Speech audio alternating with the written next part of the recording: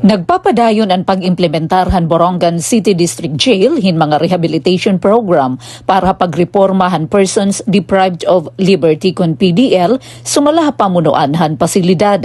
Sigun kan jail warden, Senior Jail Officer 4 Othmar Caspe, lakip ha mga programa ang pakigsumpayan ha TESDA diin ginpapatuman ang skills training, sugad han plumbing in situ ha ilurumhan welfare and development program.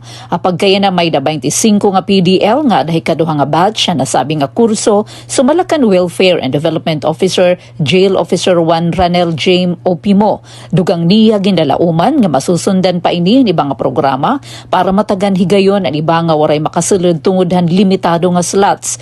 Padayon liwat ang literacy program pinaghan alternative learning system kon ALS and DepEd. Duha nga PDL ang nakagraduar ha senior high school hagin buhat nga commencement exercises halalawigan National High School.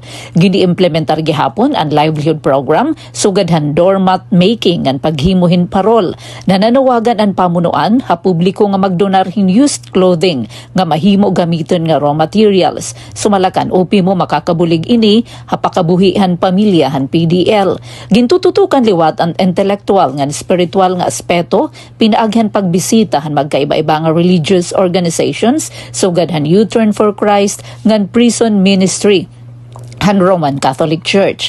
Ang nga tanan nga programa sakupan Therapeutic Community Modality Program nga naglalakip basic needs provision, literacy, health services, skills training, para legal assistance, idalaw, livelihood, ngan aftercare programs. Iginsumat ni Senior Jail Officer 2 Attorney Richard Manaldia nga ang visitation schedule tikang Martes tubtob Domingo samtang gini-implementar gihapon ang idalaw pinagin video ngan voice call. Dugang pa ang mga PDL may katungod magparehistro ha COMELEC ngan makabutos pinagin court order. Kinahanglan lang nga rehistrado hira ha lugar kundi in hamumutang ang district jail o magpabilin ha iradaan nga rehistro. Hapag kaya na may kabugusan nga 76 PDL ang Borongan City District Jail, 73 adton lalaki ngan 3 ang babae tikang nga magkalain-lain nga munisipalidad tikang Taft Tubtub Llorente. Kadamanhan ira kaso may kalabutan ha illegal nga droga.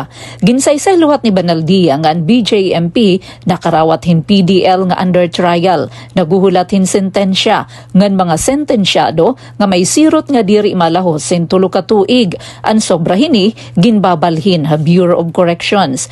Samtang nahumanan recruitment han BJMP nga nga tuig din 1,257 ang aplikante pero 48 lan available nga pwesto para habugos nga rehiyon paglaklaro ni Attorney Banaldia. Para habagong Pilipinas, Penelope Pumida, Radyo Pilipinas, Radyo Publiko, Borongan.